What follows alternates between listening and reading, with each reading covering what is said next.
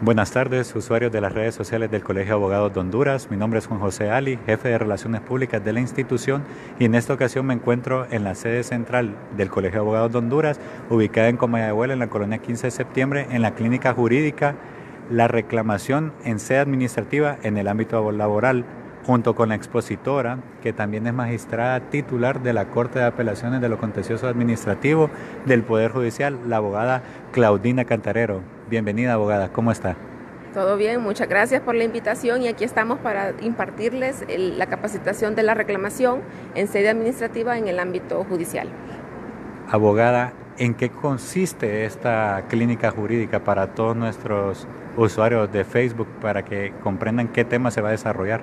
Ok, el tema a desarrollar el día de hoy es muy importante en el ámbito laboral debido a que la ley exige que se debe de agotar el trámite administrativo, ya sea reglamentario o gubernativo, en sede administrativa que corresponde al Ministerio del Trabajo para poder demandar al Estado de Honduras en cuanto a derecho del trabajo se refiere.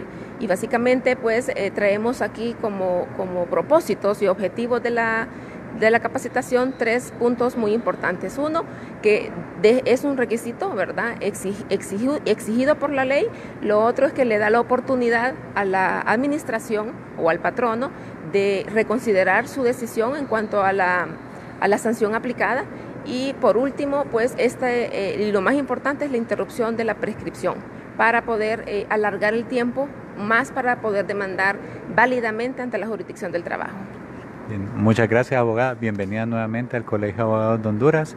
Les dejamos con esta capacitación. Permiso.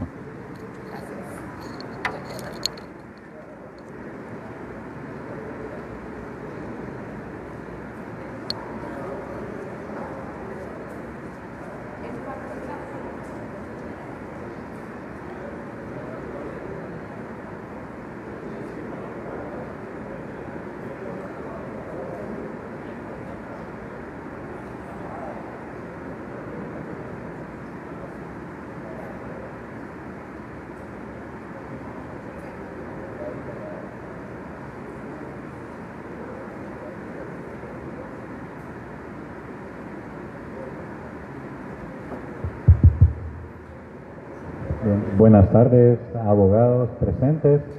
En esta ocasión tenemos a bien llevarles la clínica jurídica reclamación en sede administrativa en el ámbito laboral, junto con la expositora Claudina Cantarero, que también es magistrada titular de la Corte de Apelaciones de lo Contencioso Administrativo del Poder Judicial. Esperamos que esta capacitación sea de su agrado y estamos a sus disposiciones aquí en el Colegio de Abogados de Honduras. Así que recibimos con un fuerte aplauso a la abogada Claudina Cantarero para iniciar esta exposición. Bueno, muy buenas tardes. Es un placer para mí estar aquí con ustedes el día de hoy e impartirles pues lo que es la clínica jurídica de reclamación en sede administrativa, ¿verdad? Como un requisito para interponer la demanda laboral. Ok, yo creo que la mayoría me conocen. Los que no me conocen, pues mi nombre, como lo ha dicho el licenciado, es Claudina Cantarero. Soy actualmente magistrada de la Corte de Apelaciones de lo Contencioso Administrativo, de aquí de Tegucigalpa, y anteriormente estuve laborando como juez de letras del trabajo por 10 años. Entonces, esa situación pues me permite estar aquí parada frente a ustedes, ¿verdad?, para darles y transmitirles el conocimiento que adquirí en esos 10 años como juez del trabajo. Estamos a disposición de sus preguntas, ¿verdad? En el momento que ustedes consideren oportuno, pregunten, no se queden con la duda y vamos a desarrollar entonces ahorita el tema. Ok, yo creo que todos han demandado en la jurisdicción del trabajo y saben de que para demandar al Estado de Honduras es necesario en el ámbito laboral, ¿verdad?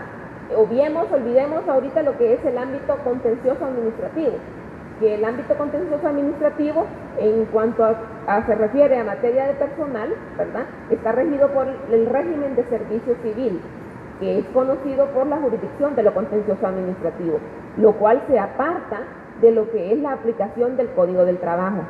¿Por qué? Porque estos son considerados servidores públicos regidos por una ley especial, y a la ley especifica que quienes van a conocer y a dilucidar La situación en cuanto a los servidores públicos regidos por una ley especial es la jurisdicción del contencioso administrativo. Todos los demás trabajadores están dentro de lo que es el Código del Trabajo. Entonces, eso primero hay que saberlo separar muy bien, ¿verdad? Para entender y ubicarnos en las jurisdicciones específicas.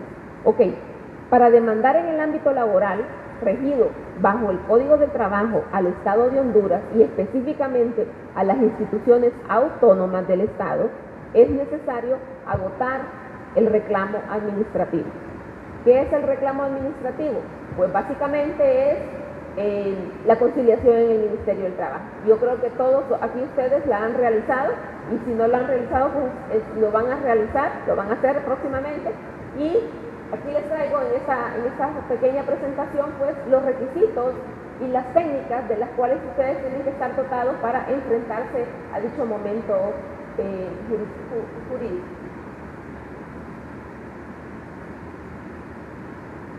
Ok. El artículo 691 del Código del Trabajo es la disposición que le exige, ¿verdad?, al interesado agotar el trámite administrativo. Y le vamos a dar lectura y dice: las acciones contra una entidad de derecho público, una persona administrativa autónoma o una institución o entidad de derecho social podrán iniciarse solo, o sea, solo. Es un requisito sine qua non. Por eso, si ustedes no agotan el reclamo administrativo, la demanda no va a prosperar porque no se la van a admitir. Entonces, podrá iniciarse solo cuando el actor a su elección haya agotado bien el procedimiento gubernativo o bien el procedimiento reglamentario correspondiente.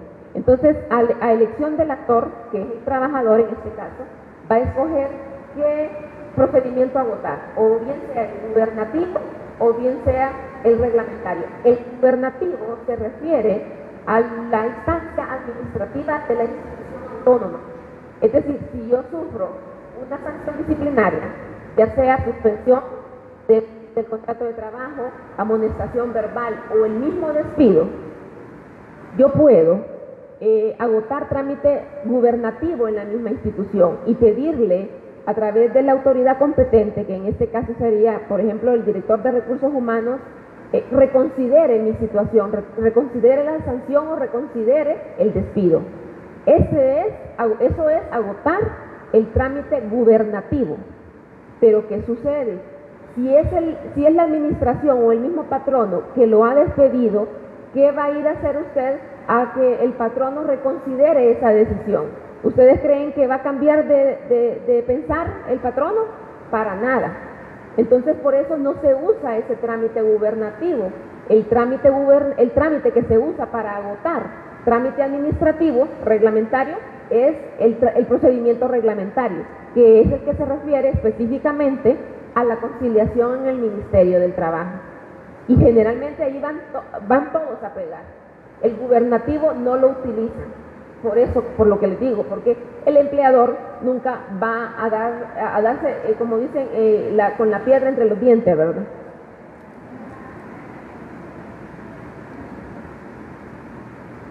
Entonces, cuando se demande al Estado, instituciones autónomas, estamos hablando de instituciones descentralizadas. Ustedes saben que la administración pública es centralizada y descentralizada. Las centralizadas son las secretarías de Estado y las descentralizadas son las municipalidades y las instituciones autónomas. Esas son las instituciones descentralizadas. Entonces, enfoquémonos en que esas instituciones son las que necesariamente, como un requisito sine qua non, tienen que agotar trámites reglamentarios en el Ministerio de Trabajo para poder demandar la sanción de despido o cualquier otra sanción. Ok, cuando hablamos de entidades de derecho social, quiere decir que pueden ser sindicatos, colegios profesionales como el Colegio de Abogados y partidos políticos. Entonces, cuando estas entidades, sindicatos, colegios profesionales y partidos políticos sancionen o despidan a los trabajadores, necesariamente hay que agotar trámite administrativo. No se les olvide eso, porque porque si no agotan el trámite administrativo, por ser un requisito legal que está en el 691 del Código del Trabajo, entonces el juez laboral les va a denegar la demanda. ¿Y qué es lo que pasa? No se las van, les va a poner un previo, les va a decir, no está agotada la vía administrativa o la vía reglamentaria. No les va a decir, vaya, agótela. No, porque ya me imagino que el tiempo ya se les consumió, sino que tienen que haberla agotado antes de presentar la demanda. ¿Me entienden ahí? Ok. Y los entes, dentro de los entes autónomos también encontramos los entes constitucionales, como ser el MP y el Ombudsman, pero el MP está regulado por una ley especial, que entonces le corresponde conocer a lo contencioso administrativo, ¿verdad? Pasa adelante, ¿qué tal ahora?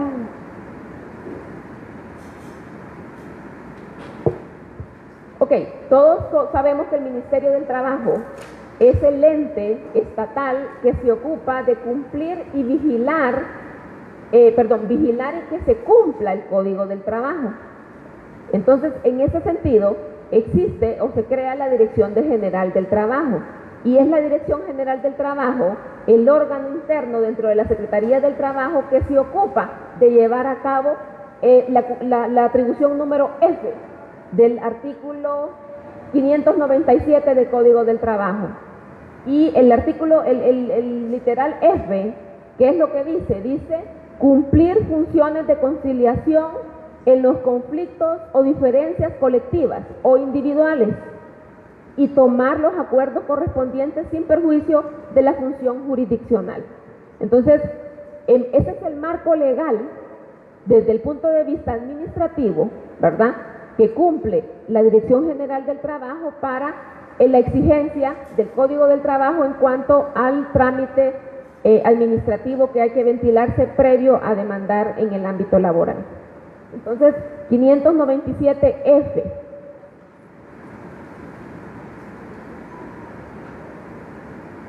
Ese es el trámite gubernativo del cual les hablé.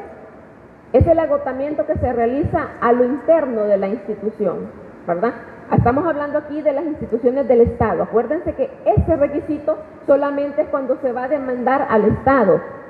A instituciones autónomas, como ser Ondutel, Sana, ¿cuáles son las otras autónomas? La universidad, y generalmente las que tienen contrato colectivo. Esas son las autónomas. Y las de derecho social, colegios profesionales, partidos políticos, etcétera. Entonces, es el agotamiento que se realiza a lo interno de esas instituciones. Solicita a su empleador, ¿quién? El trabajador, ¿verdad? Internamente, para agotar el trámite gubernativo, solicita al empleador la reconsideración. Se confirma la sanción aplicada o el derecho solicitado o se revoca. Esa es la decisión que va a tomar el patrono cuando el trabajador, para demandar en lo laboral, tiene que agotar el trámite gubernativo. Pero hay que hacer la diferencia entre trámite gubernativo y trámite reglamentario. El gubernativo, como les expliqué, es el que no se usa, porque generalmente el patrono le dice, no voy a reconsiderar la decisión, ya estás despedido, no puedo hacer más. Entonces, el trabajador lo mira como un desperdicio de tiempo, ¿verdad? Porque se hace todo un trámite por el derecho de defensa, tiene que escucharlo, etcétera, tiene que hacer una resolución. Esto es basado en el procedimiento administrativo, ¿verdad? Porque las instituciones del Estado les compete la ley de procedimiento administrativo. Entonces, ante una solicitud de estas, tienen que hacer uso del procedimiento administrativo. Entonces, el trámite es un poco largo, y entonces la resolución siempre va a ser la misma del patrono o empleador, ¿verdad? Entonces, por eso, ¿qué pasa? Se van al Ministerio del Trabajo. Porque, ¿qué es lo que sucede generalmente en el Ministerio del Trabajo? El patrono nunca llega. Y entonces no se lleva a cabo la conciliación, y lo que necesita el trabajador es agotar el trámite solamente, para que no le pongan un previo o no le rechacen la demanda en los juzgados del trabajo. Me van copiando hasta aquí, ¿verdad? Cualquier pregunta, háganla sin pena. Ok, ese trámite gubernativo, como les dije, se hace mediante un reclamo administrativo y está en desuso porque es opcional. Acuérdense que el 691 nos dice que el trabajador va a optar a su elección por el trámite gubernativo o reglamentario. Entonces, como es opcional, el trabajador generalmente, y es lo que los abogados les indican a los trabajadores, es que agoten el trámite conciliatorio mejor en el Ministerio del Trabajo, porque el gubernativo es muy engorroso. Okay. Y además es más rápido la conciliación en el Ministerio del Trabajo. Son todos esos puntitos que ustedes tienen que ver, ¿verdad? Y ponderar cuando estén defendiendo a los trabajadores. Lo más rápido es el trámite conciliatorio. Y no solamente lo más rápido, ¿verdad? Porque el Ministerio trabaja rápido en esa situación, sino que además interrumpe el periodo de prescripción. Si interponen los oficios conciliatorios, ahí se detiene el plazo que cuenta el trabajador para demandar a su patrón. Entonces, cuando termina el trámite conciliatorio, vuelve a iniciar ese plazo. ¿Qué plazo es? 2 meses.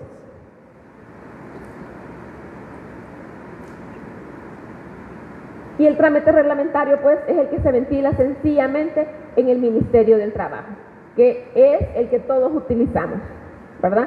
Y ¿qué es lo que necesitamos? Solamente el acta del Ministerio del Trabajo, de la Dirección General del Trabajo, donde se indica que ha finalizado el trámite conciliatorio en el Ministerio del Trabajo.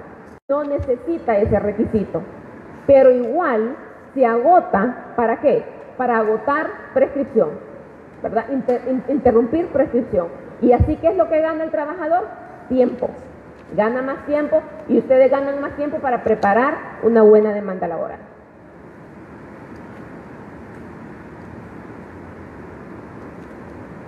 Ok, los fines del reclamo gubernativo administrativo. Constituye, dice, una reconsideración del empleador para determinar la oportunidad de la sanción aplicada al trabajador o el derecho reclamado por este. Y interrumpe la prescripción. Esos son básicamente los puntos torales del por qué el agotamiento de la vía administrativa. La reconsideración por parte del patrono, ¿verdad? Que nunca se va a echar para atrás, ¿verdad? Y la interrupción de la prescripción, que es la más importante y es la que se utiliza por todos los abogados para ganar tiempo.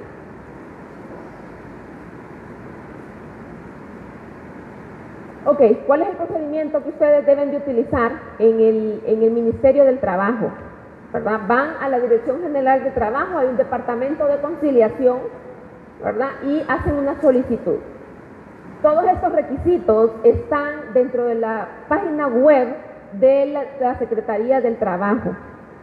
O también se pueden personar en la Secretaría del Trabajo al Departamento de Conciliación y llenan una solicitud, ¿verdad? Y la persona ahí indicada les facilita la fecha y todo, y a quién van a ir a citar, y aquí vienen los pasos que hay que seguir. Miren, primero se llena la solicitud de oficios conciliatorios, o la hacen ustedes, ¿verdad? No hay necesidad de que lo hagamos a través de un formato, eso es algo sencillo. Luego, si determinan los oficios conciliatorios, si determina el director general del trabajo de que procede la conciliación, entonces inmediatamente hace todo el trámite convocando a las partes. ¿A quién convoca? Al trabajador y al patrón. ¿Por qué primero el director general del trabajo decide darle un sí o un no a la persona interesada? Porque a veces, y sucede muy pero muy a menudo, que van a pedir oficios conciliatorios cuando se trata del régimen de servicio civil. Entonces, por eso les ponen un stop, ¿verdad? Al momento de que llega la solicitud y la revisan a ver si procede o no procede la conciliación. Si es un trabajador regido por el servicio civil, no es procedente, ¿verdad? Los trámites conciliatorios, no se equivoquen. Si es procedente, todo lo demás, o sea, inspección del trabajo sí, aunque sea servidor público, porque uno de los fines de la inspección del trabajo es que se cumplan disposiciones laborales en general y también convenios internacionales. Entonces, los convenios internacionales les compete a los servidores públicos porque independientemente que estén regidos por un régimen, valga el juego de palabras, especial, ¿verdad? Ellos tienen una relación de servicio donde hay salario, la actividad continuada y personal del trabajador, y la otra es la continuidad del trabajo, ¿verdad? El salario, la subordinación. Gracias. Ok, luego la acreditación, después de la convocatoria de las partes, están en la audiencia, ¿verdad? Y la acreditación es muy importante, tanto del trabajador como del patrono. Y más que todo del patrono, porque si es empresa privada, ¿verdad? Entonces tiene que venir representado por quien corresponde y conforme a los estatutos, ¿verdad? Entonces el Ministerio del Trabajo en eso es bien disciplinado. Ojo con esto, ustedes también, ¿verdad? Como si defienden al trabajador, pues entonces tienen que estar águila de que la otra persona que está representando a la empresa tenga la postulación procesal correcta dentro de la audiencia de conciliación. Esta es audiencia de conciliación extrajudicial, ¿verdad? No la vayamos a confundir con la judicial, que es totalmente diferente. La judicial ya estamos en el proceso judicial. Bueno, después de la acreditación viene la celebración de la audiencia, ¿verdad? Donde hay una tercera persona, que es el conciliador del Ministerio del Trabajo, y que él aporta acuerdos, ¿verdad? Esta persona necesariamente, el perfil de esta persona tiene que ser de conocimiento vasto en derechos del trabajo. ¿Por qué? Porque estos acuerdos del Ministerio del Trabajo, si se llega a un acuerdo, ¿verdad? Donde el trabajador acepta lo que le está proponiendo, el patrono acepta, está bien, firman, ese documento es título ejecutivo. Pero ese documento también puede ser objeto de impugnación ante los juzgados del trabajo, en base al artículo 3 del Código del Trabajo. Entonces, independientemente se haya otorgado ese acuerdo ante autoridad competente, como lo establece el 379 del Código del Trabajo, también puede ser objeto de impugnación en los tribunales laborales, ¿verdad? Porque puede ser que tanto al conciliador como a los abogados se les fue. No pensaron en determinado derecho, no pensaron en los derechos irrenunciables. Hay derechos que no se pueden ceder, motivo por el cual ese acuerdo conciliatorio, si se llegó a conciliar totalmente, ¿verdad? Entonces puede ser impugnado y decir, no estoy conforme con este acuerdo, decir el trabajador o el abogado. Aquí se me violentó mis derechos laborales, porque yo desconocía, el abogado puede ser que también desconocía, y el conciliador no estaba empapado. Entonces, perfectamente puede impugnarlo. ¿Por qué? Porque son derechos irrenunciables. Entonces, el Estado lo protege yendo a impugnar ese acuerdo ante los juzgados del trabajo. Ok, es por eso les digo que el conciliador tiene que estar empapado de derechos del trabajo, saber qué derechos puede conciliar y qué derechos no puede conciliar. Dentro del acuerdo, si no llega nadie, entonces se da una segunda audiencia. O si no, si no llegan, se dan hasta 3 audiencias, tengo entendido. No sé si el Ministerio del Trabajo cambió en esa situación. ¿Quién últimamente ha agotado trámite administrativo en el Ministerio? ¿Hasta cuántas audiencias cuando no comparece el patrono? ¿Solo 2? Ok, solo 2. Entonces, si no comparece en la segunda, se cierra la conciliación ahí, ¿verdad? Y ya tiene preparada el requisito para interponerle demanda. Ok, entonces, segunda audiencia o no acuerdo. ¿Qué es lo que puede pasar en esa audiencia? O acuerdan, se llega a un acuerdo, se arriba a un acuerdo de derechos laborales, se señala una segunda audiencia, ya sea porque quieren reconsiderar los conceptos que van a acordar, o ya sea porque no comparecieron las partes, o no hay ningún acuerdo. Eso es lo que puede pasar en instancia administrativa. Ok, si se llega a un acuerdo, como les dije, este documento es título ejecutivo, motivo por el cual ustedes, si defienden al trabajador o defienden al patrono en cualquier situación o posición en la que se encuentran, deben de amarrar, así se le llama, así le dice la doctrina, amarrar el acuerdo. Porque el problema es que tiene que llenar todos los requisitos de un título ejecutivo. Y esto quiere decir, más que todo, volverlo exigible, realmente que cumpla los requisitos del título ejecutivo. Y esto es que esté vencido, que cuando yo vaya al juzgado del trabajo, tiene que estar vencido. Es decir, si por ejemplo yo pacté auxilio de cesantía, solamente eso, auxilio de cesantía, y establecí dentro del acuerdo del Ministerio del Trabajo, ¿verdad?, que los pagos se iban a hacer, digamos, algo en 6 meses, el auxilio de cesantía, ¿verdad?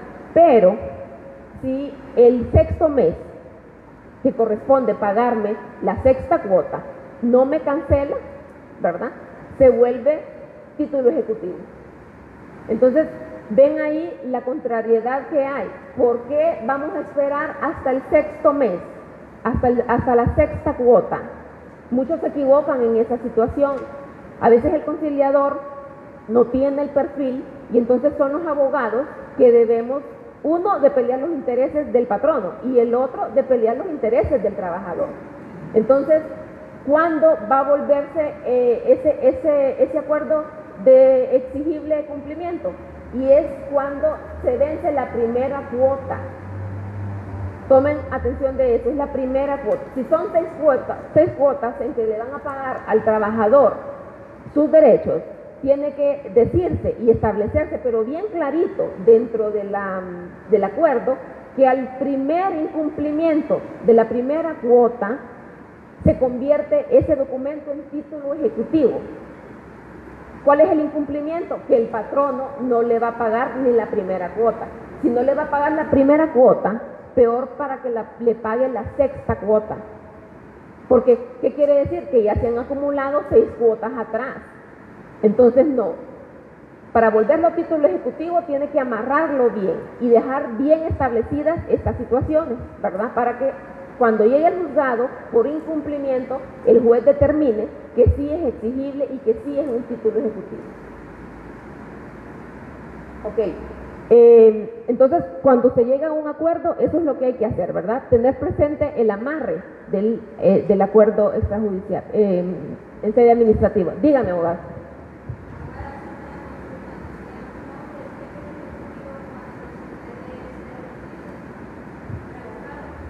Sí, puede impugnar el acuerdo.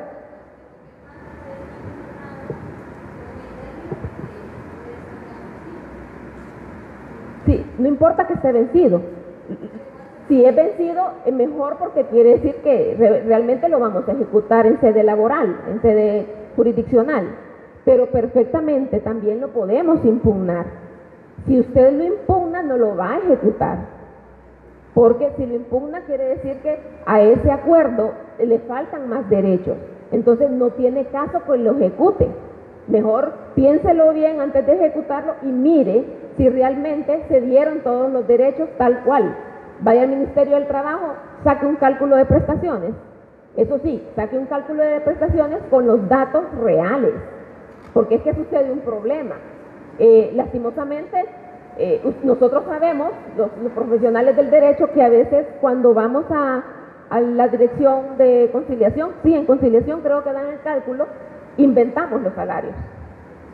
Entonces salen infladas esos cálculos y eso genera expectativas, tanto en el abogado como en el trabajador.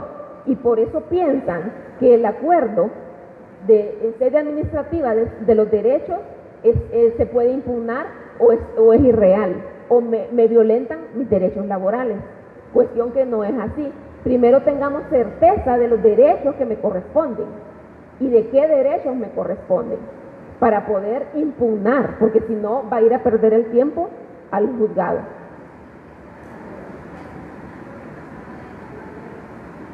Bueno, al impugnarlo, el juez laboral tiene que admitir esa demanda de impugnación. ¿Y qué es lo que va a hacer? Va a valorar los conceptos.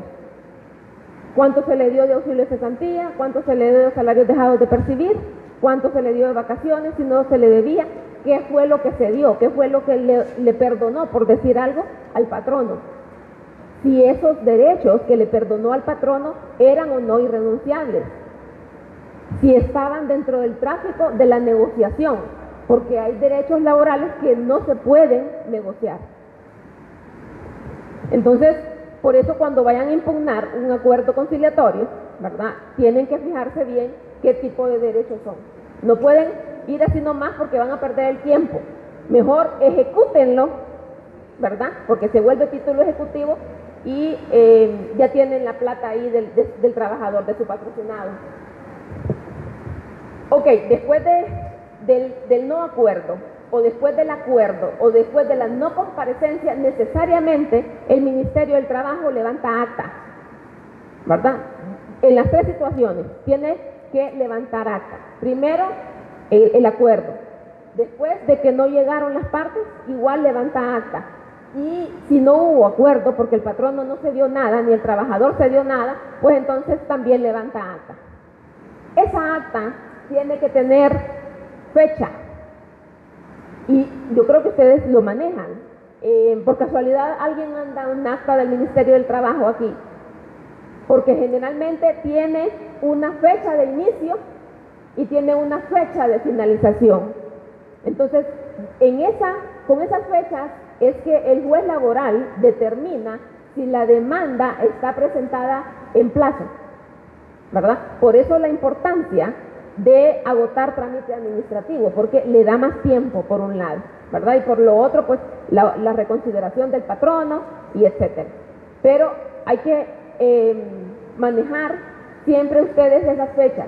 Cuando le den esa acta, fíjense en que tenga fecha de inicio de los oficios conciliatorios, cuando iniciaron, y de finalización. Al día siguiente ya empieza a correr el plazo para presentar la demanda, a los 2 meses. Entonces, por eso es necesario que esas fechas vayan implícitas en dicha acta. Me estaban contando, no sé qué hay de cierto, que ya el Ministerio del Trabajo está variando en esas fechas, que ya no las están poniendo. Desconozco, no me consta, porque como les digo, ya no estoy en la jurisdicción laboral, pero sí me han comentado de que no están poniendo esas fechas. Entonces, ustedes, como buenos abogados, tienen que exigirle al conciliador: señor conciliador, o si no quiere el conciliador, váyanse al director general, necesito la fecha en el acta, tanto de inicio de los oficios conciliatorios y de la finalización, porque esas fechas para el juez laboral son muy importantes, porque ustedes no saben con qué alegato ya en sede jurisdiccional le va a salir la parte demandada, ¿verdad? Le puede interponer que ya es la famosa prescripción, ¿verdad?, de que ya no, la demanda fue presentada fuera de los plazos legales. Entonces, esa acta es necesaria. Y la otra cosa es que no se les vaya también a olvidar presentar esa acta cuando presenten la demanda laboral. En mi experiencia, durante esos 10 años que laboré, a muchos abogados se les olvidaba presentar el acta, y es básica para el juez laboral, no así el cálculo. En otros lados, yo fui juez en Ciguatepeque, juez seccional, conocí de todas las materias en Ciguatepeque, y una mala práctica que tenía el juzgado de Ciguatepeque cuando yo llegué es que no admitía la demanda laboral porque no traía acompañada al escrito de demanda el cálculo de prestaciones. Y se la rechazaba porque decía de que necesitaba la cuantía, cuando lo que es necesario que lleve la cuantía es el escrito de la demanda, pero no quiere decir que es un requisito para denegar una demanda el cálculo de prestaciones, ¿verdad? Entonces, a ese grado están a veces en el interior del país, de rechazar demandas laborales por no llevar el cálculo. Lo que es básico tampoco es que es requisito en todas las demandas presentar el agotamiento del trámite administrativo. Solamente cuando se demanda al Estado es un requisito sine qua non.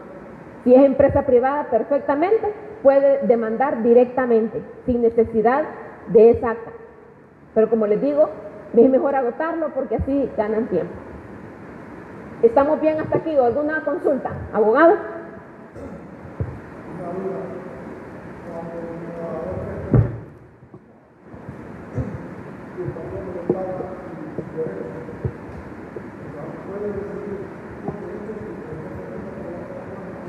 Sí, totalmente. ¿Y cuál es la demanda que va a presentar?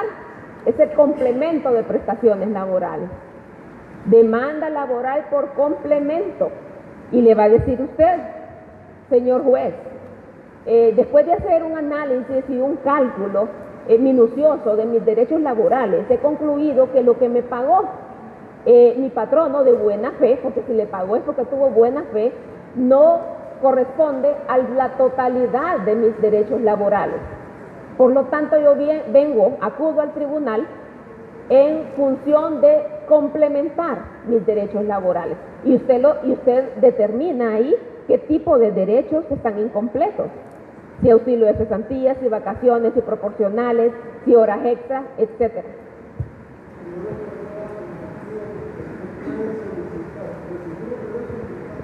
Sí. Ahí sí hay un problema. Porque el problema es que si ya aceptó parte de sus derechos, ¿verdad? Ahora ya no puede venir a decir que ya no quiero esos derechos que ya me pagaron y después reintegrar.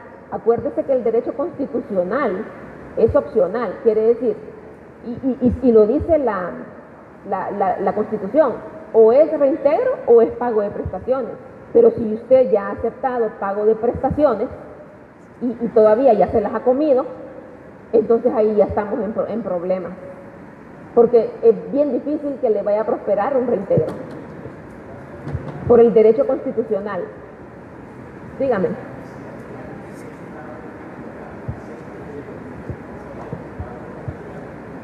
Sí, pero el problema es que ahí estamos hablando de mala fe, por un lado, y por otro lado tiene que demostrar esa calamidad. Puede ser, miren, el derecho laboral es muy amplio y hay mucha doctrina en cuanto a ese tipo de situaciones, porque ¿qué es? El derecho laboral es social, y entonces ¿qué es lo que se pretende?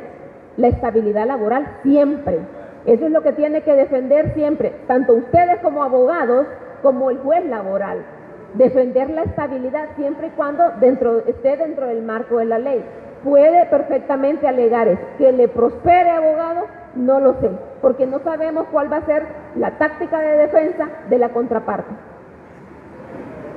Escuchemos, por favor, que está bien interesante la pregunta.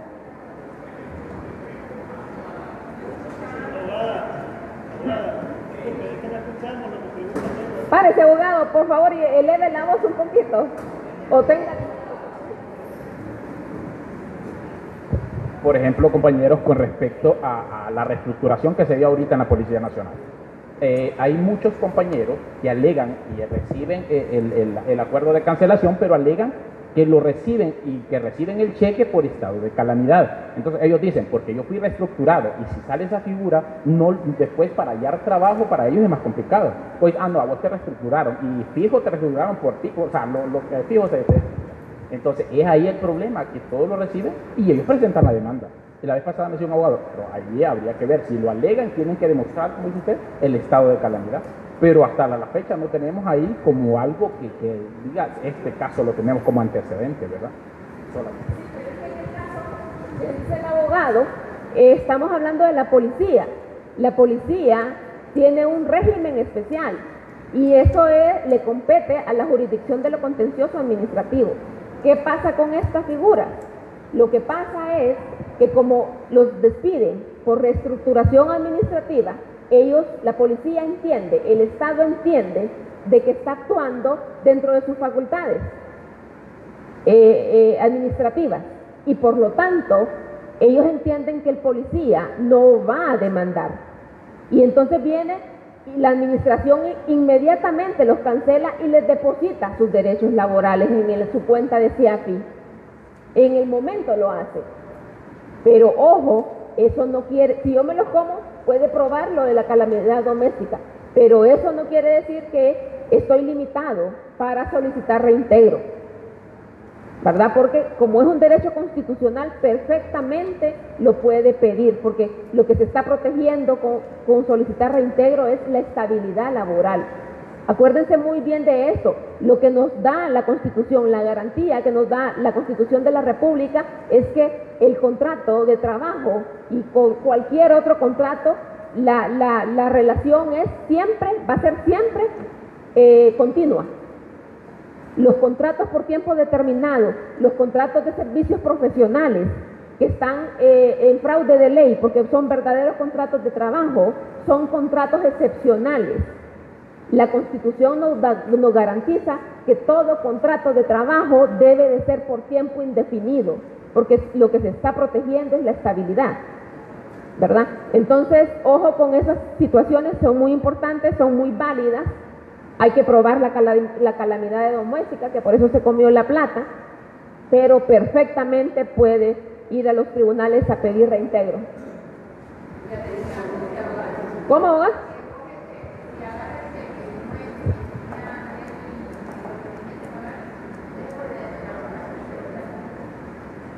Si se toma el cheque y no pide reintegro, y pide pago de prestaciones y él considera que está incompleto ese pago que le hizo la administración, entonces puede pedir reajuste o complemento de ese pago de derechos laborales, perfectamente.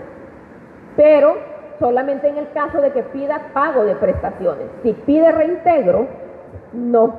¿Por qué? Porque cuando se va a liquidar esa demanda de todos los derechos que le competen a él hasta que quede firme la sentencia, o mejor dicho, hasta que sea reintegrado el trabajador en el caso de que la demanda sea procedente. Dígame, abogada. Vamos primero a ella y después usted.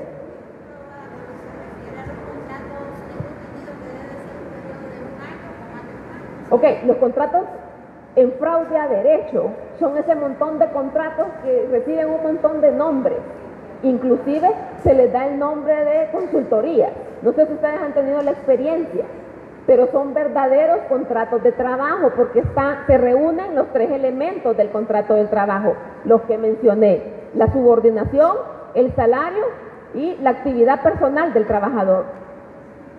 Y es más, hay un montón de contratos de servicios profesionales, de abogados, de nosotros mismos, que están bajo esa denominación y realmente son contratos de trabajo, no son contratos de servicios profesionales. Entonces, ¿qué es lo que debemos de hacer? Conforme al artículo 3 del Código del Trabajo, debemos de solicitar la nulidad de esos contratos, porque se han emitido en fraude a derecho. ¿Y qué debemos de solicitar?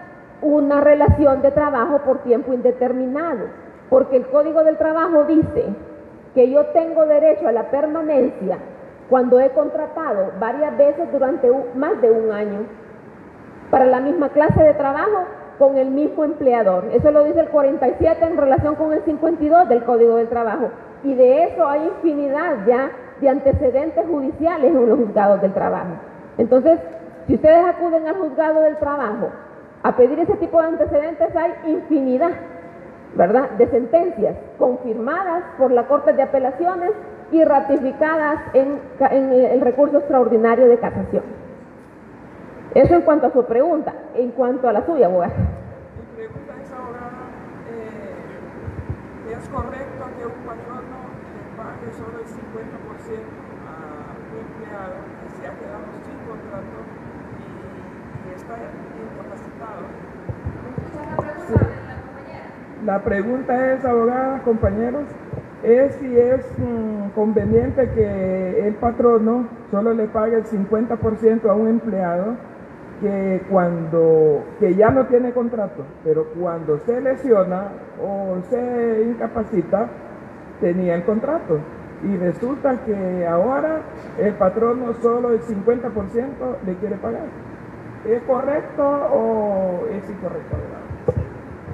Con ese tipo de cuestiones habría que ver, ¿verdad?, si hubo un acuerdo conciliatorio en sede administrativa. Se ventiló, o solo el acuerdo fue entre ambos, entre el trabajador y entre el patrón. Ok, y esa lesión, ese accidente o enfermedad que se hizo, ¿fue a raíz del trabajo? A raíz del trabajo, sí. Imagínense, ella dice que hubo quizás una enfermedad profesional, a eso se le llama enfermedad profesional, y todavía el empleador solamente le quiere dar el 50% de derechos. Entonces, es de lógico que a simple escucha, ¿verdad? Pareciera que se está violentando derechos laborales, pero ahí habría que determinar muchos aspectos. Primero que todo, habría que determinar la incapacidad del Seguro Social, si estaba cubierto por el Seguro Social, si el Seguro Social le retribuyó algo, y si lo incapacitaron, y de qué forma lo incapacitaron, si total, parcial o es parcial. Entonces él está limitado para el trabajo. Entonces, por cierto tiempo lo incapacitaron. ¿Y cuál fue la lesión de él? Lo operaron por... Es que es futbolista. Ah, ya. Sí, lo operaron. Entonces, estando teniendo el contrato, ya después ya no quería pagarle porque ya no tenía contrato, que solo se iban a poner, que solo iban Enciéndalo ahí, tal vez, yo creo que está apagado. Que solo iban a cubrir las lesiones, lo de las lesiones, por ejemplo, la terapia y todo eso, pero que no le iban a pagar el salario. Entonces no tenía seguro social. Sí tiene seguro social, porque ahí donde va, pero él se operó en una clínica privada. Ah, el ya. médico mandó un certificado donde estipula el tipo de cirugía y también el tiempo de incapacidad. Ok. Eso, escuchen lo que dice la señora, la colega, perdón. Solo le pagaron el 50%, tenía seguro social y parece ser que el empleador se hizo cargo en una institución privada de salud, ¿verdad?, de ciertos gastos. Puede ser, no sé muy bien a fondo cómo sucedieron los hechos del caso, puede ser que el patrono solamente le está reconociendo el 50% por todos los gastos en que ha incurrido el patrono a nivel privado, de clínicas privadas, ¿verdad? Puede ser. Pero igual, abogada, lo que yo le aconsejo es que vaya al Ministerio del Trabajo, ¿verdad? Y se reúna con un conciliador o si no con alguien de inspección del trabajo y que le verifique qué fue lo que pasó ahí en ese caso. Sí. Porque habría que ver más que todo la cobertura del Seguro Social y la cobertura del patrono, hasta dónde fue, cuánto le pagó el patrono, ¿verdad? Porque entonces habría que ver si el patrono estaba obligado a pagarle o no ese pago que se hizo de forma privada, ¿verdad? De forma con la buena intención y la buena voluntad del patrono. Sí, pero todos sabemos las condiciones del Seguro Social. Entonces es bien difícil determinar qué fue lo que pasó ahí. Me imagino que ahí fue que el patrono de su bolsa, ¿verdad?, hizo todos los pagos en la clínica privada. Y entonces por eso ahora solamente le quiere reconocer el 50%. No pagó, ¿y quién pagó? Ah, un seguro privado entonces. Ah, ok. Ahora el patrono se está haciendo cargo de la terapia que le van a hacer. Ah, de la terapia se está haciendo cargo el patrono. Entonces está compartido ahí con dos seguros, uno privado, el seguro social y lo que le está reconociendo el patrono. Y el patrono no quería, yo tuve que hacerle así, una nota, un oficio, haciendo mención de los artículos 400, así del laboral, y el patrono no debe de dejar desprotegido a su empleador. No, para nada, sí, y máximo en esos casos. Entonces, así fue que consiguió el 50%.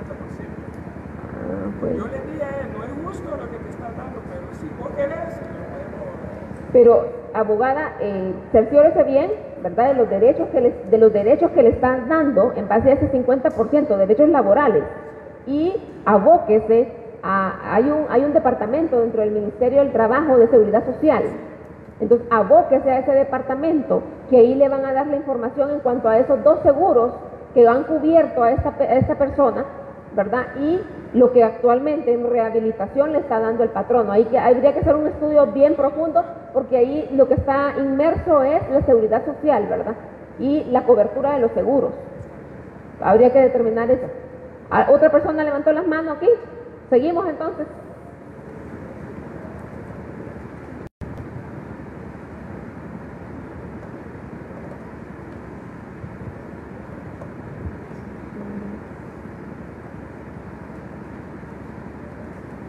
Bueno, esto es lo que les decía de las fechas. Es preciso tener presente que es de mucha importancia que quede determinada la fecha del inicio de los juicios conciliatorios y su finalización. Esto determina pues la interrupción de la prescripción.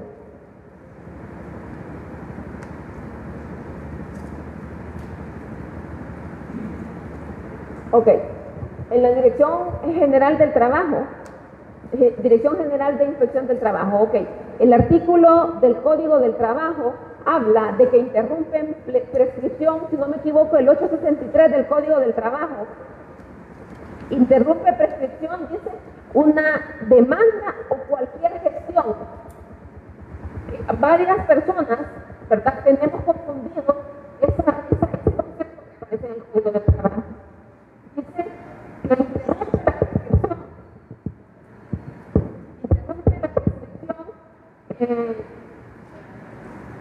demanda judicial o cualquier otra gestión. Esa gestión no necesariamente son los oficios conciliatorios. También le puede interrumpir prescripción cualquier otra actividad dentro del Ministerio del Trabajo, como ser constatación de hechos, solicitud de servicios de inspección. Eso también le interrumpe prescripción. Pero ojo, esto para la empresa privada, no para cuando usted va a demandar al Estado, porque el Estado lo que le exige es que agote trámite reglamentario, y eso se refiere específicamente a la conciliación, ¿verdad? Pero sí puede agotar interrupción, lo que es cualquier otro tipo de estas solicitudes ante inspección del trabajo, que puede ser constatación de hechos y servicio de cualquier solicitud de la Inspección General del Trabajo. Por ejemplo, cuando viene el patrono y solicita que vayan a constatar abandono, ¿verdad? Cuando vienen los trabajadores y solicitan que es objeto de moving laboral, por decir algo, y que necesita que le vaya a tomar la declaración a 2 compañeros de trabajo, eso interrumpe prescripción, porque es una gestión que se está realizando en cuanto a sus derechos. Porque quiere decir que después de esa constatación de hechos que yo voy a hacer en el centro de trabajo, perfectamente yo puedo pedir mis derechos o reclamar mis derechos en sede judicial, ¿verdad? Lo que igual se solicita en inspección del trabajo, se llena la solicitud, ¿verdad? Se revisan las competencias y se asigna al inspector. Ahora, con la nueva ley de inspección, pues hay muchas novedades que vienen a darle un vuelco completo a lo que era antes la inspección del trabajo, ¿verdad? Ahora, la intervención de la inspección del trabajo es de oficio. Antes era solamente reactiva, quiere decir ante denuncia. Ahora no, ellos se personan en los centros de trabajo y hacen las inspecciones. Por ejemplo, si pagan el salario mínimo a todos los trabajadores, si los trabajadores, por ejemplo, de farmacias, si tienen las sillas que deben de tener, porque ustedes no sé si se han fijado, pero en las farmacias dentro no hay ni una silla para los trabajadores. Entonces ahora inspección del trabajo lo hace de oficio, porque tienen que cumplir con los lineamientos del Código del Trabajo.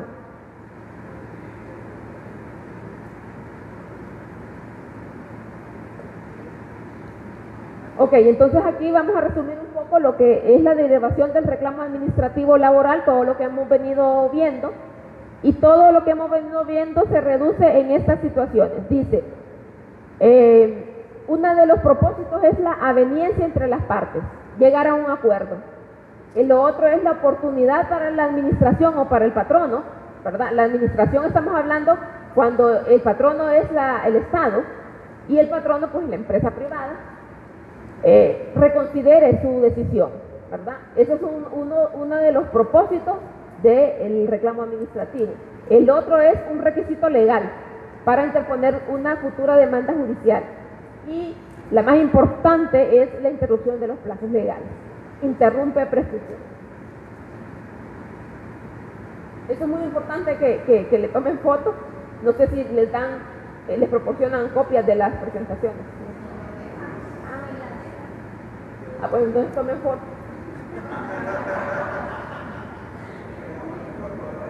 Ah, pues también por correo se las puedo mandar.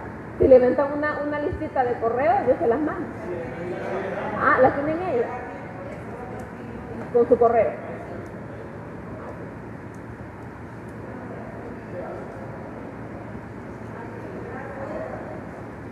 Bueno, vamos al acuerdo entre las partes.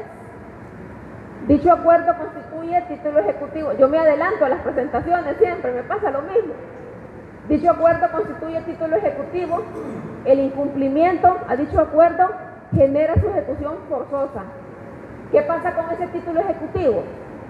Ojo con esto, yo no voy a interponer una demanda laboral cuando me haya incumplido el acuerdo en sede administrativa. Yo voy a ir a ejecutar lo que el patrono le ha prometido a mi patrocinador. Entonces, se va a ventilar a través de la ejecución forzosa. ¿Cómo se va a ventilar a través de la ejecución forzosa? A través del juicio ejecutivo especial que está dentro del Código del Trabajo. Olvidémonos, por favor, olvidémonos del Código Procesal Civil. Aquí no interviene el Código Procesal Civil.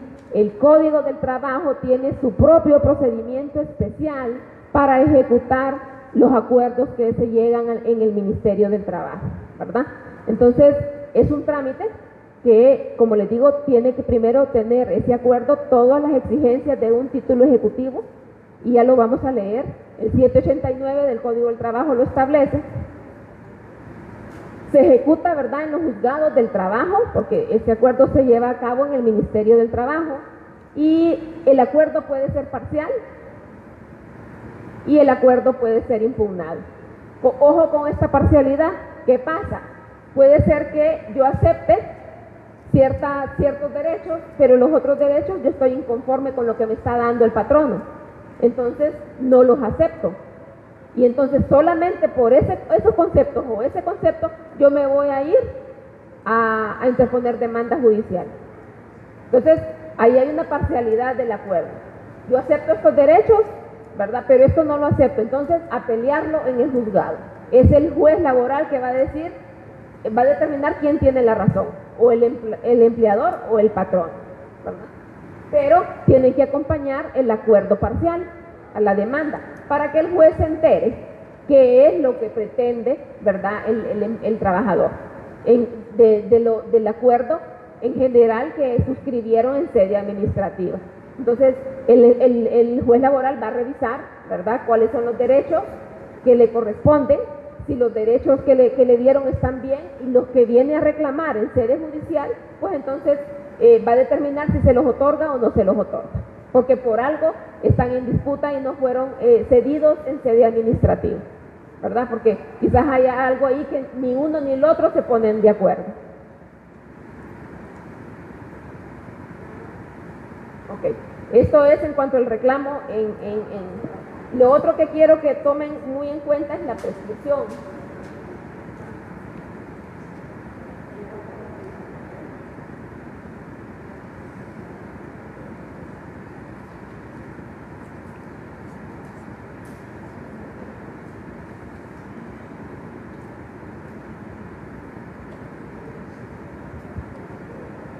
¿Y dónde está?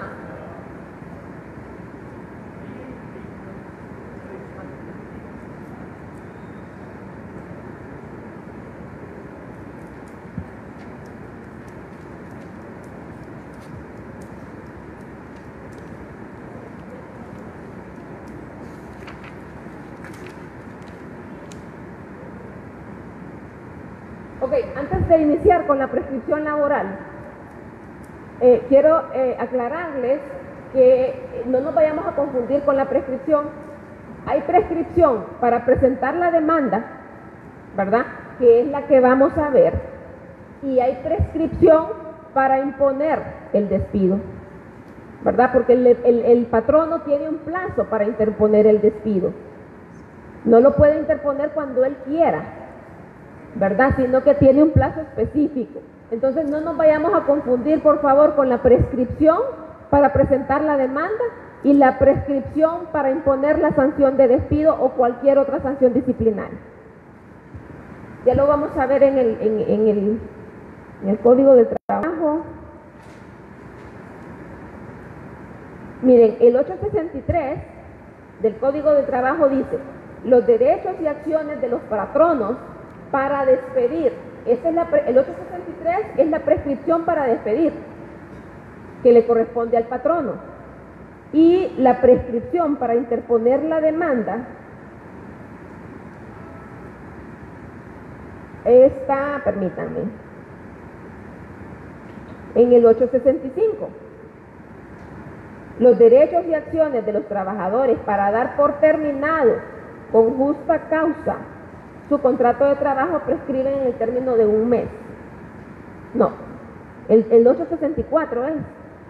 Perdón, los derechos y acciones de los trabajadores para reclamar contra los despidos injustos prescriben en 2 meses. Entonces, esa es la prescripción de la cual vamos a hablar ahorita, del 864.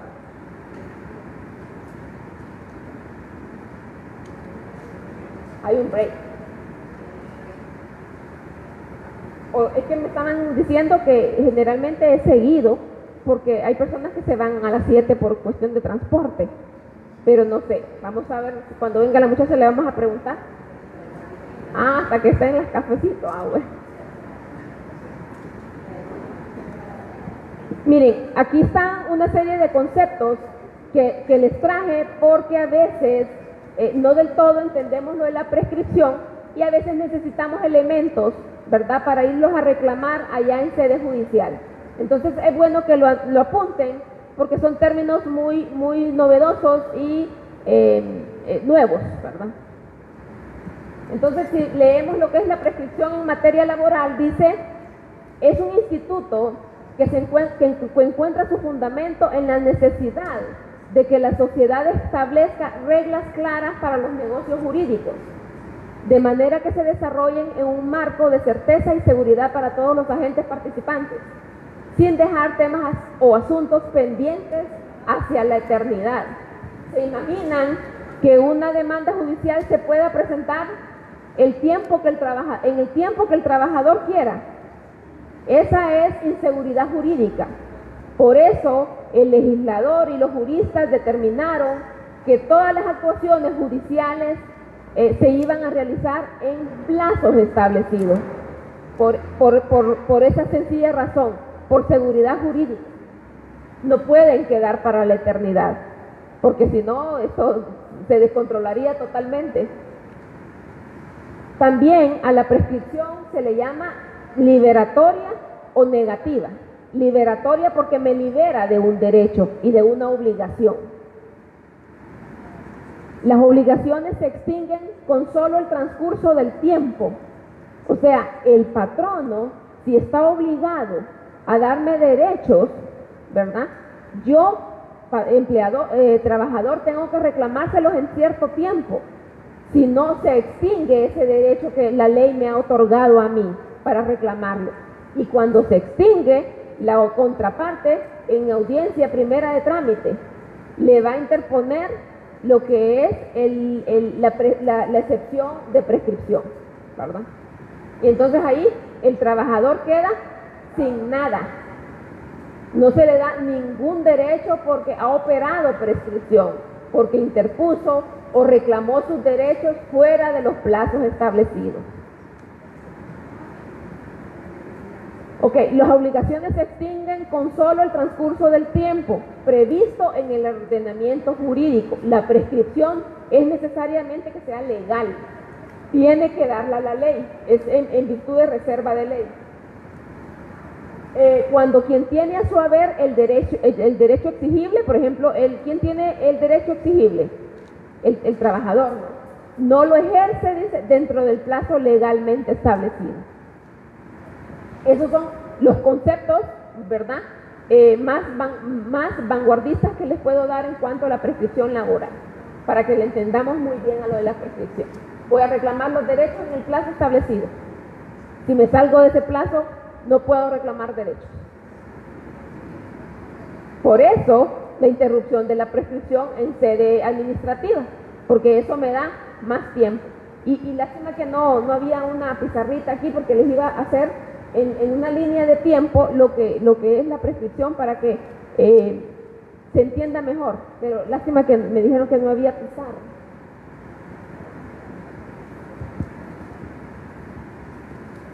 Miren lo que dice el 862. Esto es muy importante que lo entiendan, que lo entendamos, porque la prescripción, dice, es un medio de librarse de una obligación impuesta por el presente código. Por ejemplo, eso va dirigido ¿a quién? Al patrono.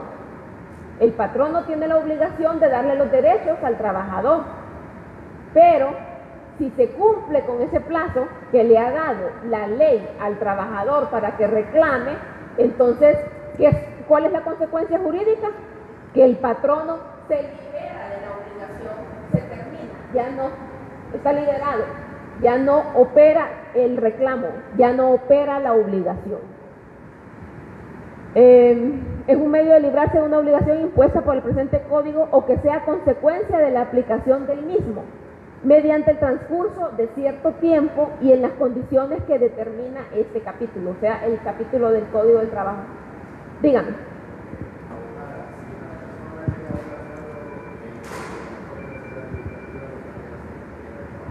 Sí.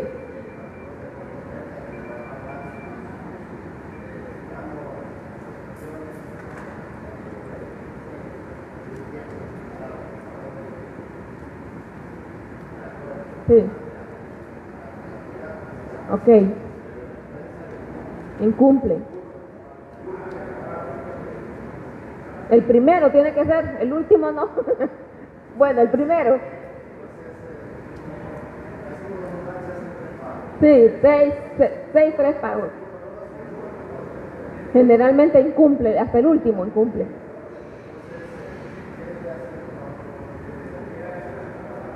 Ok. Es lo que yo les explicaba. Una vez que yo he hecho un acuerdo en sede administrativa y se incumple, yo ya no voy a poder demandar en sede judicial. Porque yo ya voy ¿a qué? A ejecutar ese título ejecutivo. Ya no puedo demandar. Lo único que puedo hacer es impugnarlo. Si no lo ejecuto, lo impugno. Pero ya tiene otro tratamiento, ya no es una demanda laboral común y corriente de reclamo de derechos, porque ya el patrono me ha reconocido derechos en sede administrativa. Pero el problema es que yo estoy inconforme con esos derechos. Pero ojo con esto, ¿qué pasa cuando yo llego a acuerdo conciliatorio en sede administrativa? Ya el patrono ha reconocido relación de trabajo, que eso es muy importante. Ya el patrono ha reconocido derechos. Y ojo con esto, cuando el patrono reconoce derechos, ya no opera prescripción. Ya ahí, por más que quiera, ya el objeto de la prescripción del tiempo, de que se cumpla con el tiempo, ya no, ahí ya nadie puede interponer prescripción. Si, por ejemplo, al momento de contestar la demanda, miren qué delicada, eso está más adelantito, al momento de contestar la demanda, el empleador le dice que le ha reconocido ciertos derechos y que presenta las facturas, y en primera de trámite interpone excepción de prescripción, eso va sin lugar la prescripción, porque cuando le reconoce derechos, quiere decir que esos plazos ya los destruyó completamente. ¿Quién? El patrono. Bueno, la inexperiencia del abogado, ¿verdad? Por eso es muy importante tener en cuenta esas cosas de la prescripción. Por eso se los traigo en una presentación aparte, porque es muy importante la prescripción, porque muchos abogados se llevan grandes chascos por la prescripción. Entonces, si seguimos con la pregunta del abogado, con un acuerdo ejecutivo yo ya no puedo demandar a través de una demanda normal, ya tengo que irme a trámite ejecutivo por haber incumplido, porque el acuerdo, abogado, en sede administrativa constituye un título ejecutivo. Entonces ahí ya no va a demandar normalmente, sino que solamente o lo ejecuta o impugna el juzgado del trabajo. ante el mismo juzgado del trabajo en base al artículo 3 del Código del Trabajo. ¿Alguien se sabe el artículo 3 del Código del Trabajo? Ok, dice que son nulos ipso iure, o sea, de mero derecho, de puro derecho. Si un acto o lo que sea, un documento por escrito o no escrito, una actuación, lo que sea, disminuye, restringe o tergiversa derechos que concede el Código del Trabajo o la Constitución. Entonces, si un acuerdo conciliatorio, ustedes como abogados consideran que han violentado derechos constitucionales, entonces perfectamente bajo ese argumento, bajo ese artículo, lo pueden impugnar. Y el juez laboral está en la obligación de admitir esa demanda y analizar, como les dije, ¿verdad?, los derechos que se dieron y cómo se dieron en instancia administrativa. Ojo con esto, que es algo muy importante. Ustedes saben que en sede judicial, o sea, ya en juicio laboral, hay una etapa conciliatoria. Igual, si esa etapa de conciliación, aunque sea el juez laboral que está interviniendo ahí, por X o Y motivo, se fue un derecho laboral, igual pueden impugnar esa conciliación en sede judicial, ¿verdad? Igual, así como opera en sede administrativa, si opera en sede judicial, también la pueden impugnar.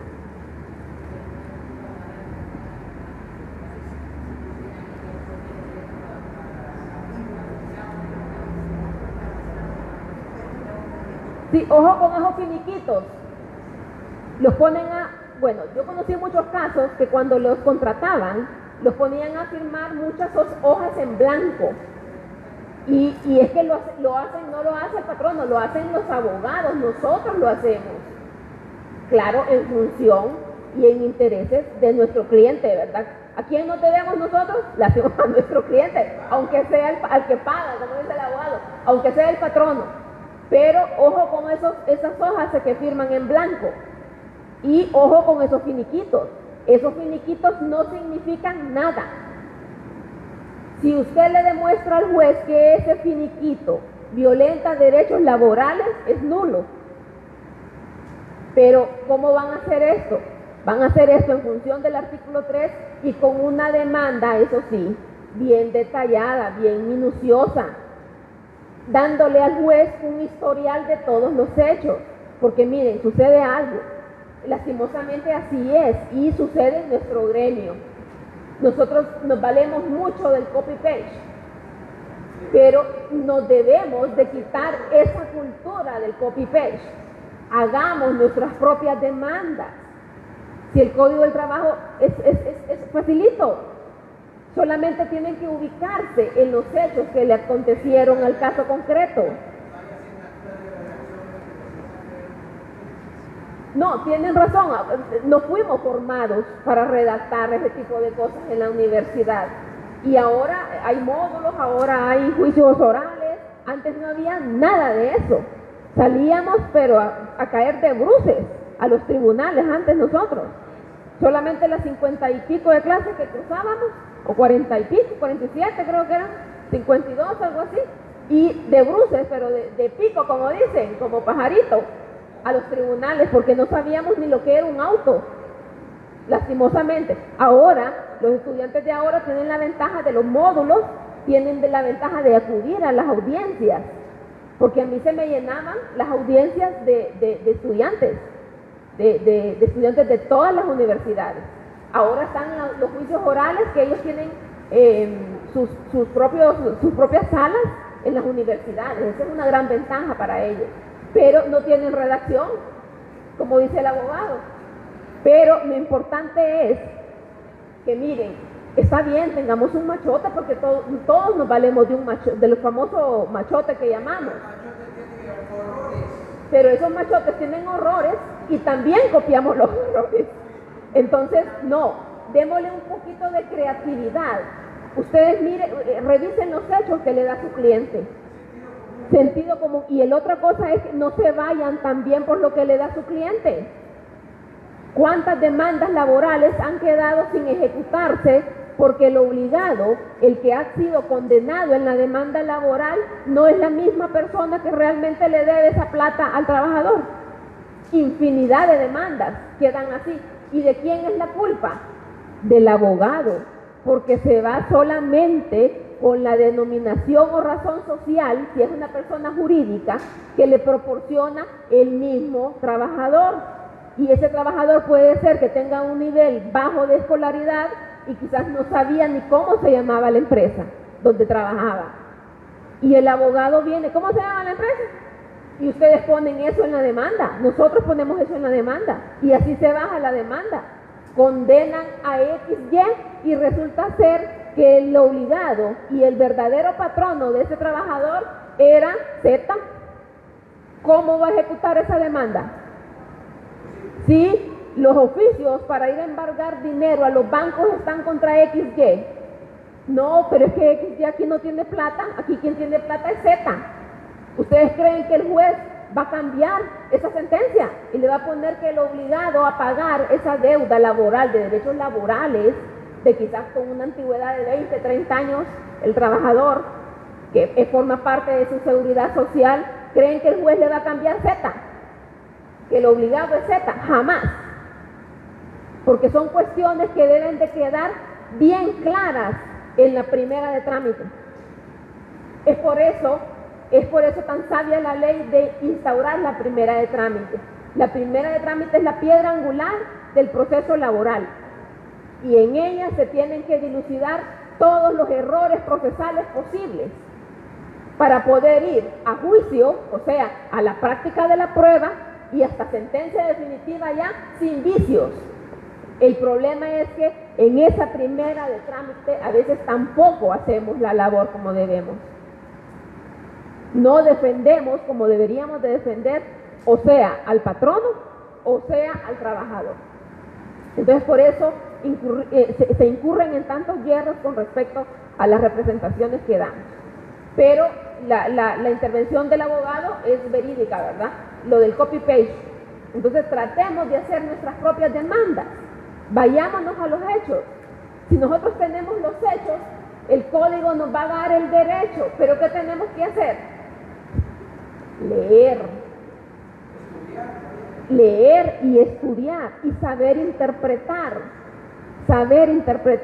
Y miren, eso es constante. Yo tuve un gran cambio.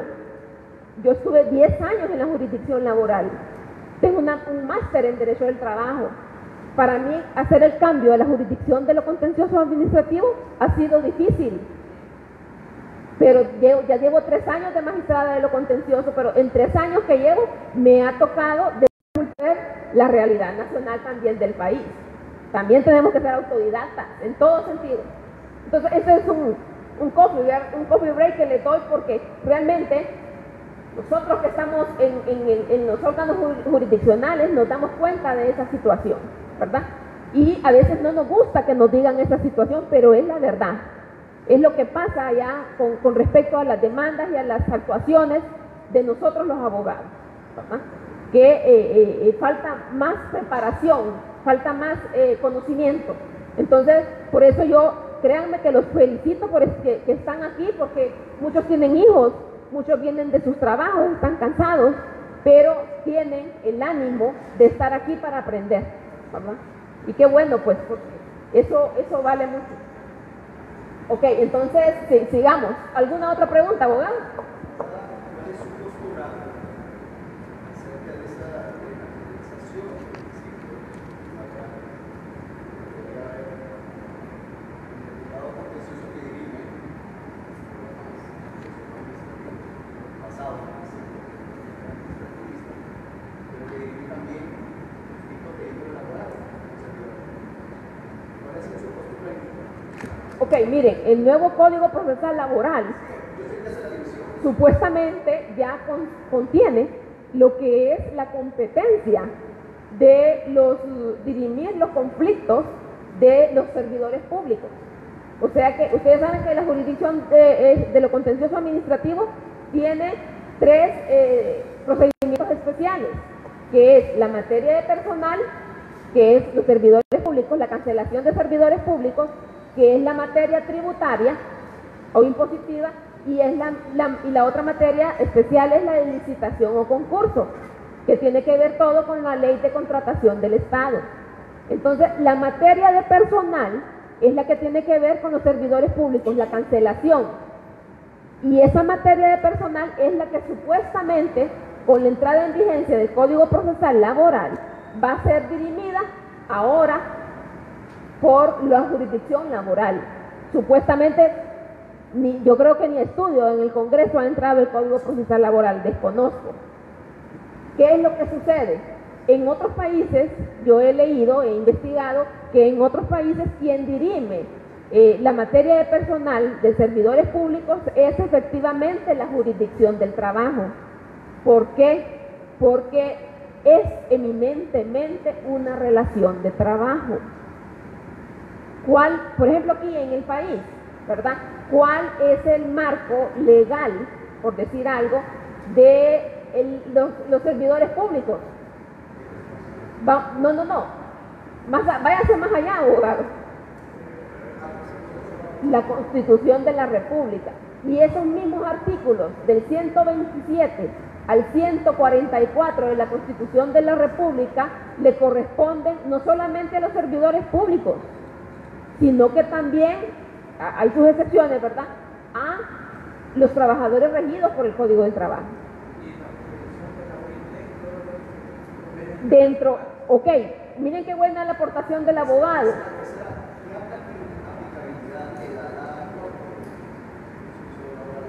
Esa,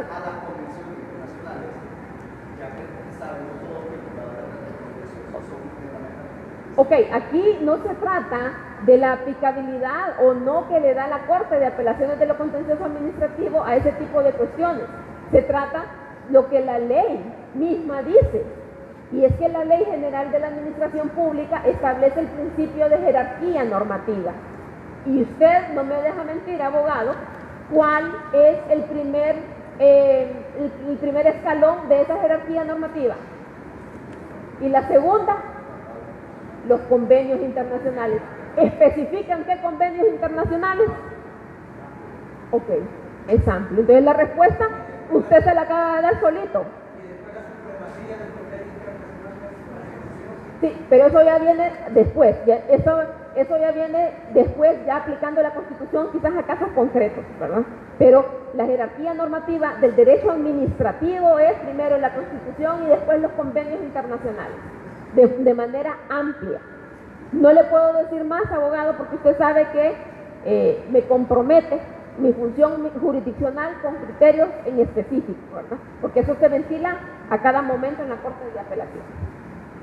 No sé si a grosso modo respondí a su pregunta. Lo ubiqué más o menos, ¿verdad? Ok, es correcto lo que dice el abogado, hay que alegarlo. Si ustedes consideran que le compete un convenio de la OIT a un servidor público, vaya y alégueselo al juez, plásmeselo en el escrito de demanda, peléelo, defiéndalo, pero eso sí, con argumentos. Hágale un historial. Este trabajador entró tal y tal y tal, se desempeñó como tal, que le asisten los derechos que la Constitución, que el convenio de la OIT establece, que la normativa, la jerarquía normativa del derecho administrativo, y así se va haciéndole al juez toda una gama de información de normas aplicables quizás a un determinado grupo de trabajadores, de empleados, de servidores públicos. Pero arguméntelo y sépalo argumentar. Vamos a ver la lectura y la interpretación que le da el juez contencioso administrativo, qué pasa con eso. Pero es que ese es el problema, que no argumentamos. ¿Por qué?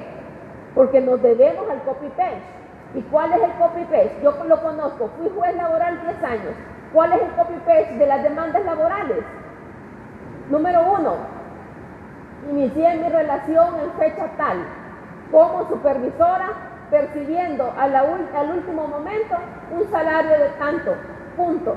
Número 2, fui cancelado, despedido en fecha tal, bajo la causal tal. Número 3, agoté trámite administrativo en el Ministerio del Trabajo, punto. Y no me dejan mentir. Los que litigan aquí en laboral lo saben. Ese es el tipo de demanda laboral. No, es que no hay, los hechos son mínimos. Y esos hechos, ¿qué quiere decir esos hechos? Todo el trabajo se lo dejan al órgano jurisdiccional. Puede ser que sea una estrategia de defensa de no incorporar más elementos al escrito de demanda. Pero recordemos que tanto en el escrito de demanda como en la contestación usted traga la litis. Y es ahí donde va usted a intentar a convencer al juez del por qué reclama ese derecho y por qué le asiste ese derecho a su cliente. No hay otro momento. En la primera de trámite no es para que usted vaya a dar a conocer hechos. La primera de trámite tiene otra función. Entonces hágalo en la primera, en el escrito de demanda o en la contestación, argumente. Explíquele al juez por qué sí y por qué no. Explíquele al juez por qué esta ley es aplicable, este convenio no es aplicable, etc. Pero argumente en pro, claro, ¿verdad?, de la defensa de su cliente. Bueno, seguimos. ¿O tienen alguna consulta hasta aquí? Ok, la prescripción dice de orden público. Es nulo todo pacto destinado a impedir los efectos de la prescripción. ¿Qué pasa cuando estas figuras son de orden público? No se pueden cambiar, ok, está bien. ¿Otra opinión? Las establece la ley. ¿Y eso qué quiere decir? Son protegidas. ¿Por quién? Además de la ley, que las protege la ley, son protegidas por el juez. Porque el juez está ahí para hacer valer la ley. Entonces, por eso son de orden público, porque las protege el Estado, porque están en un código, en una ley que uno, de juzgador, debe de cumplir, pero al pie de la letra. Por eso es de orden público, porque es de protección. Es una norma de protección a los hondureños, a los trabajadores, etc. Ok, por eso dice que es nulo, miren, todo pacto destinado a impedir los efectos. Si los efectos de la prescripción es inutilizar el tiempo transcurrido al momento de yo haber interrumpido, entonces esos son los efectos. No hay nada en el mundo que esos efectos puedan cambiar, porque están en la ley y deben de cumplirse al tenor de lo que establece la ley. Y el juez o el magistrado están ahí para protegerlo. Se puede renunciar expresa o tácitamente a la prescripción ganada. Se puede renunciar. Pero, ojo, con esto, ¿verdad? Ya no va a poder alegar. ¿Y de qué manera se renuncia? Aceptando derechos. Patrón no acepta derechos, está renunciando a la prescripción. Ya no va a poder alegar prescripción en primera de trámite, ¿verdad? La siguiente, opera a instancia de parte. Ojo con esto, la prescripción siempre tiene que ser alegada por las partes. Por el juez de oficio nunca va a poder ser alegada, porque los jueces no pueden ser juez y parte. Eso le toca a los abogados. Cuando la prescripción es del demandante, la va a alegar como un hecho de la demanda. ¿Cómo la va a alegar el trabajador? La va a alegar, señor juez, yo fui despedido en fecha tal. La supuesta infracción que cometí al contrato de trabajo sucedió en fecha tal. Por lo tanto, el empleador me despidió fuera del plazo legal.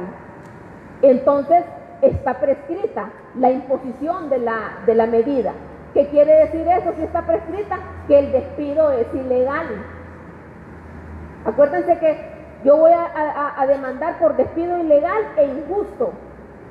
Entonces el despido cuando está fuera de los plazos es ilegal, porque no hizo caso omiso a lo que establece el 864 que les leí del Código del Trabajo, que el patrón no tiene que despedir dentro de un plazo, ¿verdad? Entonces el despido es ilegal. Entonces el trabajador solamente así lo puede alegar. El trabajador no puede alegar prescripción en primera de trámite, bajo la excepción porque acuérdense que las excepciones son exclusivas de la parte demandada, del patrono en este caso. Entonces, al trabajador no se le da derecho en la primera de trámite para que interponga excepciones, solamente de postulación, capacidad y legitimación. Solamente en esas tres puede interponer defectos procesales el demandante, o sea, el trabajador, mientras que el demandado puede hacer uso de toda la gama de defectos procesales que se le llama excepciones en el Código del Trabajo, pero que son los mismos, ¿verdad?, que establece el CPC. Entre ellas, la prescripción. ¿Alguna pregunta hasta aquí? Ok. Entonces, si va a ser alegada por la parte demandada, sí es en primera de trámite y bajo la denominación de excepción o defecto procesal. Los defectos procesales o las excepciones se interponen en dos momentos. ¿Cuáles son esos dos momentos que se interponen los defectos procesales? En el escrito de contestación o en la primera de trámite. Solamente esos dos momentos tiene. Si no lo hace en la contestación de la demanda, lo debe o lo puede hacer conforme a sus intereses en la primera de trámite. Pero si lo hace en la contestación, ya no lo haga en primera de trámite porque el juez no se lo va a admitir, porque ya está propuesta la excepción o el defecto procesal. Ojo con esto, si usted interpone el defecto procesal o la excepción en el escrito de contestación de la demanda, es en ese momento, al escrito de contestación, que debe de presentar la prueba con respecto a esa excepción. No lo vaya a hacer hasta en primera de trámite porque se la van a rechazar. Porque la ley dice, el Código del Trabajo dice que cuando presenten las excepciones debe de presentar la prueba. Entonces, depende el momento en que lo haga, entonces ahí debe de presentar la prueba. O sea, en el escrito de contestación de la demanda o en la primera de trámite mediante las excepciones, ¿verdad? Entonces, el demandado solo así puede interponer la excepción de prescripción en el escrito de contestación o en la primera de trámite, a través de ese mecanismo de defensa que le ha dado la ley, ¿verdad?, para que lo instaure. Y el demandante, el trabajador, solamente como un hecho en el escrito de la demanda. Ok, el demandante tiene que alegarla como un hecho controvertido en su escrito de demanda y el demandado, debe de alegarla como un defecto procesal o excepción perentoria, es decir, se decide hasta en sentencia definitiva.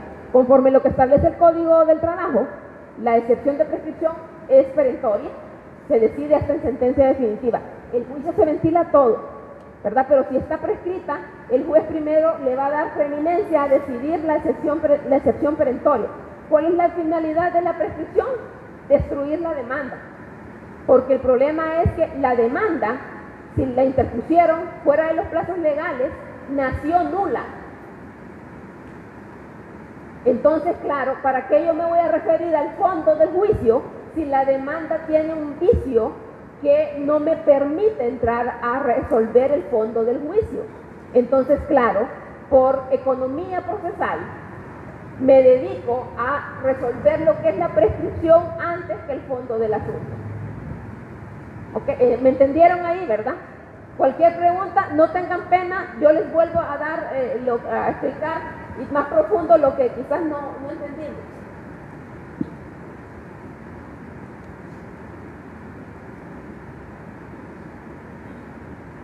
Aquí está el 863, dice, la prescripción para despedir justificadamente a los trabajadores.